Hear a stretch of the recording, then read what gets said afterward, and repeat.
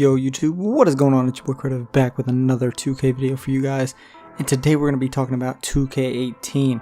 Now really quick, before the video starts for the rest of the year until 2K18 comes out, comment 1 if you like this video versus comment 2 if you like the way this looks. Now the difference is I'm just going to change it depending on which one y'all say y'all like better. I like 2 personally, but just until 2K18 comes out I'm going to change the graphic up a little bit and just the way it looks, because it does look better and it just looks nicer. Now keep an eye on who we're playing. A Superstar 3, 2, and 4 right here, whose records are 3-1, 4-1, like 4,000 wins, 1,000 losses. They're pretty good. Just keep that in mind for the end score that you're going to see.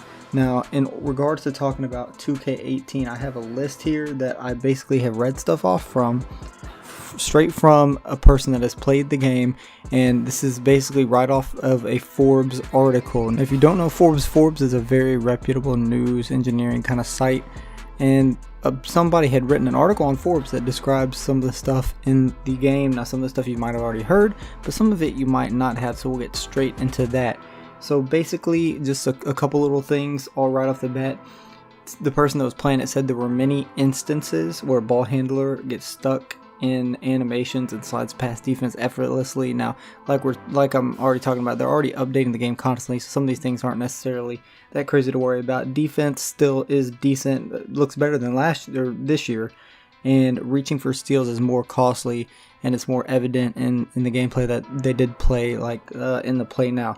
Not many ankle breakers were seen. We can't base anything off that though, because they probably weren't a bunch of dribble heads in there playing, and we know how that versus getting on the park can get when you get a bunch of crazy badges and stuff like that. Now we'll go straight into the category of passing. Now the category of passing, there were 2 things noted. Like I said, this is still super early in the game, so this stuff will be tweaked and fixed. Longer passes are completed far too often, so people were chunking full court passes and getting them. Now I get if you have a person that's a very good outlet passer, you know, for instance if you're using Cleveland and have Kevin Love, that he should be able to complete a decent amount of those because he's a good passer. But the way it looks like there are a lot of people completing too many of those, so that'll probably be turned down. And animations are a bit slow, but that's not a big deal because they'll patch and fix some of that stuff to make it fluid and faster as patches come along. Now shooting, green releases are still in the game, as you've probably heard, and you can change the color of your meter. I will throw a picture of sort of what the meter is supposed to look like on the screen right now, and basically you can change it to a couple different colors or the team color depending on, you know, whatever your preference is. Greens are going to be a little bit harder to get. You're going to have to make your timing more precise this year, from what I've been told from multiple different people, and that's just how the shooting is going to go. Now there are a couple factors that affect your shooting rating. Similar things, a cool thing that's being introduced, shot feedback. We already have shot feedback, but this shot feedback in 2K18 will tell you how accurate you are, like the release of your bar, and how well defended you are. So if you're wide open, contested, smothered, just regular open, or wide open, you know, and that way you'll get used to being able to judge and see a physical thing in front of you saying whether you're open or not. So that we'll be able to get used to that, and that is key in mastering shooting at the moment, because people don't have that to tell them if they're open or wide open, so they just shoot. So you can get used to that. That's pretty cool. A lot of the shooting in the game, he said he didn't shoot over 50% from the field as a team in any game that he played, and his highest 3-point shooting percentage was 36%, so that seems about right.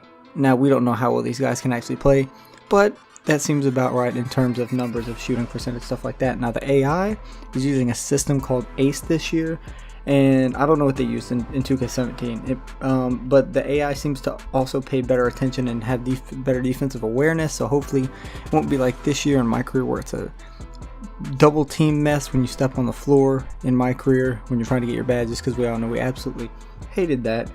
As far as new animations go, there are an insane amount of new animations in the game, as well as shooting, dribbling, that kind of thing. Dribble heads have been said to be toned down, but there weren't a ton of dribble heads playing this game, I'm almost most certain, and there will always be cheese moves in any game, especially with a lot of new animations to combo out of. Now there were a lot of cool new animations like rebound animations where you fight for the ball, and like, you know, so it doesn't just bounce off your head, you fight for it and try and not only do your position, but you have to really fight to see who gets the ball. I don't know how that is going to come to light, but that's what they reported that there was. and the strength rating seems to be far more important. So if you're a post scorer with a ton of strength and weight versus a stretch big, you're going to be able to back them down no problem. There's not going to be any resistance on there.